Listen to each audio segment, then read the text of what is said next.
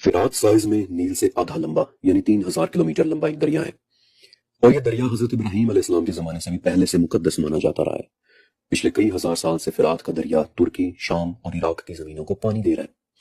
فرات ہی کے کنارے اس دنیا کا سب سے پرانا شہر آباد ہوا تھا، یعنی سمرہ کے لوگوں کا شہر۔ اوکے، اب اگرچہ نیل کی نسبت فرات سائز میں تو چھوٹا ہے، لیکن نیل کی نسبت فرات کہیں زیادہ کمپلیکیٹڈ دریا ہے، اور آپ دیکھیں گے کہ اسے ہم نیل کی طرح اتنی آسانی کے ساتھ ریورس ٹریک نہیں کر سکتے۔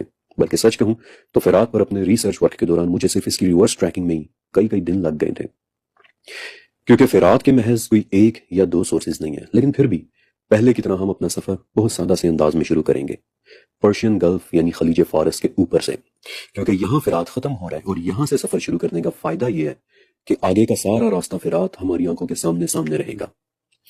اوکے، اب یہ نام کہ جو آپ نقشے پر لکھے دیکھ رہے ہیں، یہ میں نے خود سے مارک کیے ہیں۔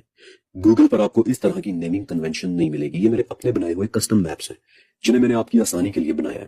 تو چلے آئیں آسمانوں میں اڑتے ہوئے شروع کرتے ہیں ہم اپنا یہ دلچسپ سفر۔ پرشین گلف کے بعد ہمارا سب سے پہلا سٹاپ ہے شط العرب کانفلوئنس۔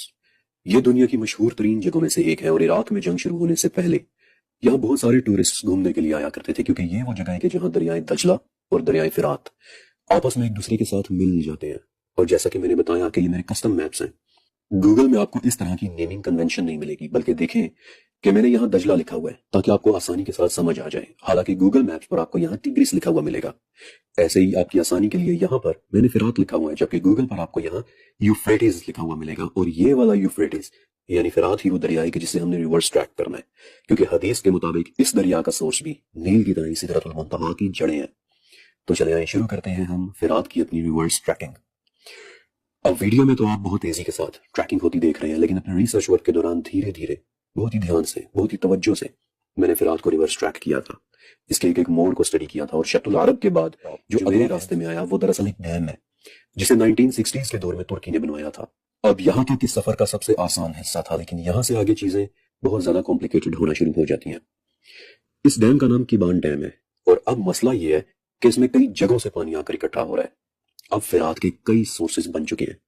آپ ویڈیو میں دیکھ ہی رہے ہوں گے کہ اس ڈیم میں کاراسو دریا سے بھی پانی آ رہا ہے، اور عمر ندی سے بھی پانی آ رہا ہے، مرات دریا سے بھی پانی آ رہا ہے، یعنی ٹیکنیکلی 3 بڑے سورسز فرات میں اپنا پانی ڈال رہے ہیں۔ لیکن مزے کی ایک بات بتاؤں کہ سدرۃ المنتہا کی جڑوں تک پہنچنے کی خاطر میں نے ایکچولی ان تینوں سورسز کو علیحدہ سے ریورس ٹریک کیا تھا، اور پیچھے بیک گراؤنڈ میں آپ کو نظر بھی آ رہا ہوگا کہ کیسے میں نے جگہ مارکنگ کی ہوئی ہے، توزولا واٹر ہیڈ، کاراسو واٹر ہیڈ وغیرہ۔